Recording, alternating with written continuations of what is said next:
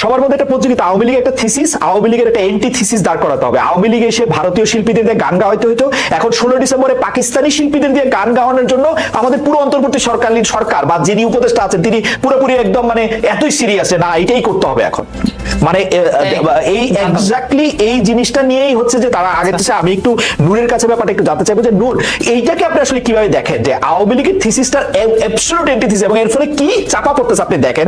আওয়ামী লীগের অপরিসীম দুর্নীতি, তারা যে সকল প্রতিষ্ঠানকে ধ্বংস করছে, সকল প্রতিষ্ঠান, আপনি বিচার বিভাগ বলেন, নির্বাচন কমিশন বলেন, সংবাদ মাধ্যমের যে মানে রাষ্ট্রীয়, আমি বেসরকারিগুলির কথা বলতে চাই না, রাষ্ট্রীয় সংবাদ কাঠামো বলেন, সবগুলি জিনিস ইনস্টিটিউশনগুলি যে ধ্বংস করছে, যেটার প্রভাব 50 বছরে দূর হবে না, সেগুলির কথা থেকে বাইরে হয়ে আমরা শুধু মানে থিসিস এর এন্টিথিসিস আমরা দাঁড় করার চেষ্টা করতেছি। আর দর্শকদের উদ্দেশ্যে একটু বলে রাখি, জনাব তারেক রহমানকে ইন্টারভিউ করার চেষ্টা আমি করে যাচ্ছি গত 3 বছর ধরে।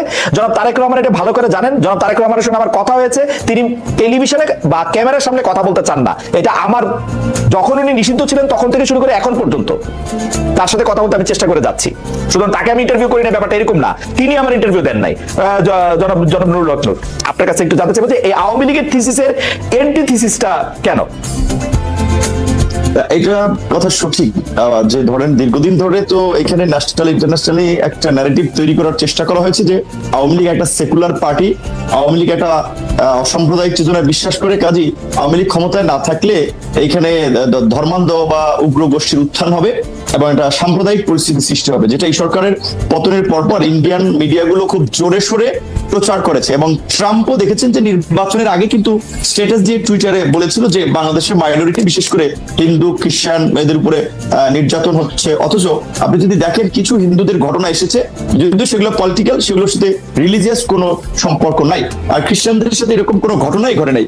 তো এই যে এখনো ওই যে আমরা শুনেছি যে $3 বিলিয়ন আপনার ইনভেস্ট করে জয় লবিস ফার্ম তৈরি করেছে এগুলো করানোর জন্য, সেগুলো তারা করছে। সেখানে নীতিকা ম্যাডাম যেটা বলেছে যে ঠিক, যে এখন যদি এটা যারা সরকারে আছেন কিংবা আমরা যারা রাজনৈতিক দল কিংবা বড় একটা অংশের স্টেক হোল্ডার আমরা নেতৃত্ব দিই, তারা যদি না বুঝে বা এগুলো যদি একটা সহনশীল সমাজ এবং পরিস্থিতি তৈরি করার চেষ্টা না করি, তাহলে তো ওই যে আপনি যেটা বলেছেন ওই থিসিস এন্টিথিসিস বিনির্মাণ করতে গিয়ে আমরা মূল ইস্যু থেকে দূরে সরে যাব। যেটা আপনি বলছিলেন যে আপনার কথায় নিচ্চা ম্যাডাম যেটা জোর দিয়ে খুব বলেন, আমি মনে করি যে সরকার ভুল পথে হাঁটছে, সরকার সঠিক পথে হাঁটছে না।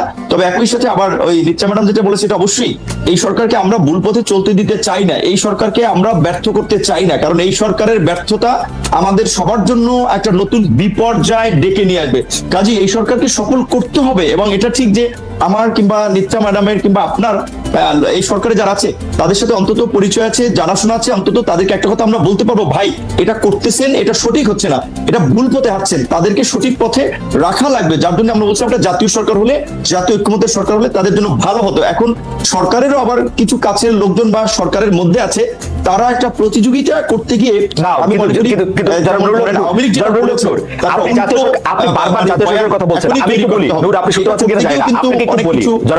বিভ্রান্তি কিংবা আমি মনে করি আমি একটু বলি, জাতীয় সরকারের কথা আপনি বলছেন, জাতীয় সরকার তো বিএনপি কে বাদ দেওয়া হবে না, কিন্তু বিএনপি জাতীয় সরকারে কেন যাবে?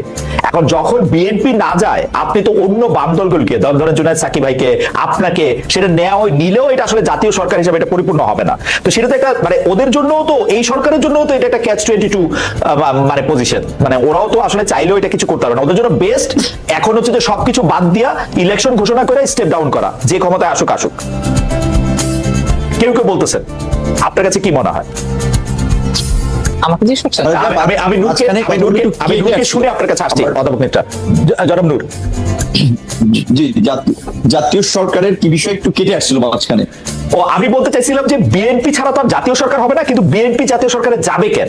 বিএনপি তো জাতীয় সরকারে যাওয়ার কোনো কারণ নাই। তো বিএনপি জাতীয় সরকারে যেহেতু যাচ্ছে না, আপনিও যাবেন না, জুনায়েদ সাকিব ভাইও যাবে না, জাতীয় সরকারটা হবে কেমনে?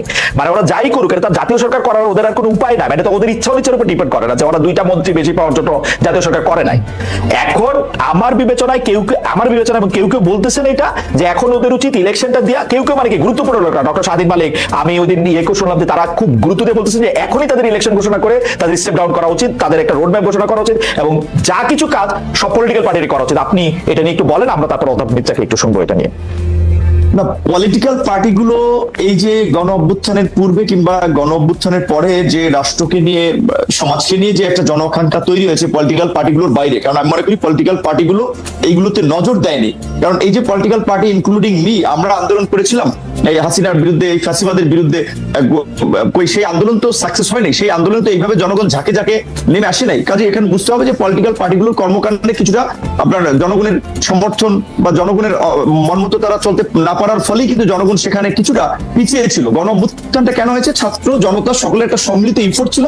সবাই মনে করেছে যে শেখ হাসিনার পতনের পরে অন্তত বিশ্ববিদ্যালয়টা ভালো চলবে, বাজারটা ভালো চলবে, আপনার নাগরিকরা তাদের নাগরিক অধিকার এবং মর্যাদা নিয়ে বাস করবে।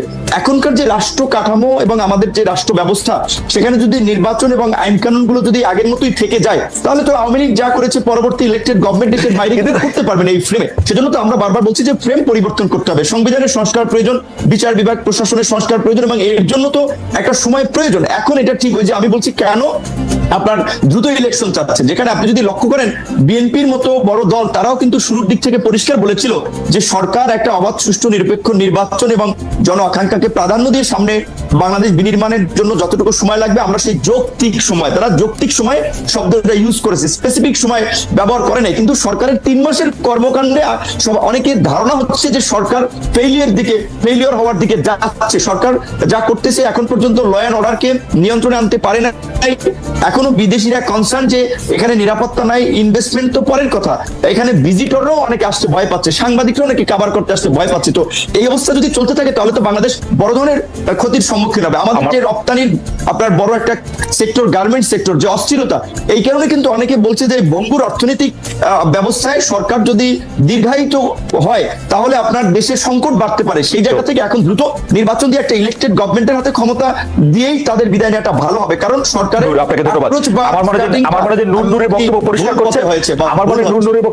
আমি শুধু অধ্যাপক নিত্যার মন্তব্য জানার আগে এটা বলতে চাই যে সংস্কারের কথা যেটি বলা হচ্ছে, সেই সংস্কার যদি বিএনপি বা জামায়াতের বা জামাত বিএনপি মানে যারাই ক্ষমতা আসবে, আওয়ামী লীগ ক্ষমতা আসবে না, এটা বোঝা যাচ্ছে। নূর, আপনারা ক্ষমতা আসবেন নাকি? মানে আমার মনে হয় আরেকটু দেরি হবে, মানে বিএনপির সাথে নিশ্চয়ই আপনারা এখন তো বিএনপি যদি ক্ষমতা আসে, এটা যদি পছন্দ বিএনপি না হয়, ও নূর তো অর্ধেক বিএনপি হয়ে গেছে, এটা একটু শুনতে চাইবো যে নূরকে তো বিএনপির ওই আসন থেকে নূরকে সহযোগিতা করতে বলা হয়েছে, সুতরাং নূর তো নিশ্চয়ই এটা পরে বলতেই পারবেন। মানে সংস্কার যদি বিএনপির পছন্দ না হয়, ওরা তো বাদ দিয়ে দিবে 2 মিনিটে, সেই সংস্কার করে লাভটা কি? নিতা, আপনিও কি মনে করেন কিনা যে এই মুহূর্তেই আসলে নির্বাচন ঘোষণা করা? না নূর, এটা আমরা অধ্যাপক নিত্যার কাছে শুনতে চাই। নূর, আমরা এটা অধ্যাপক নিত্যার কাছে। হ্যাঁ নূর বলেন। জি জি আগে ম্যাডাম বলি। খালেদ ভাই, আমার বক্তব্য সবসময় স্ট্রেট ফরওয়ার্ড, যার কারণে অনেকে পছন্দ করে না। বিএনপির চিঠিটা বিষয় ছিল যে আমার এলাকায় আমি প্রোগ্রাম করতে গিয়ে বিএনপির তৃণমূলের নেতাকর্মীদের কিছু প্রতিবন্ধকতার সম্মুখীন হয়েছিলাম। সেটা আমি আমাদের আন্দোলনকারী একসাথে যুগপৎ আন্দোলন করেছিলাম, আমার বিএনপির কেন্দ্রীয় নেতৃবৃন্দকে জানিয়েছিলাম। তার ফলে এই ধরনের পরিস্থিতি যেন তৈরি না হয় সেজন্য বোধহয় তারা চিঠি দিয়েছিল। এটার সাথে নির্বাচনের কোনো সম্পর্ক নাই। দ্বিতীয়ত, সংস্কারের প্রশ্নে আমি বরাবরই বলি, এই সরকার যদি এই কার্যকর সংবিধান, নির্বাচনী ব্যবস্থা এবং প্রশাসনিক সংস্কার এইবার করতে না পারে, বাংলাদেশের গত 53 বছর হয় নাই, আগামী 53 বছর হবে কিনা সন্দেহ। কাজেই সংস্কারটা এই সরকারকে করতে হবে। সেই জন্যই বলছি যে আমরা সরকারকে সঠিক পথে রাখতে চাই। ঠিক আছে নূর, আপনার বক্তব্য আমরা বুঝতে পেরেছি।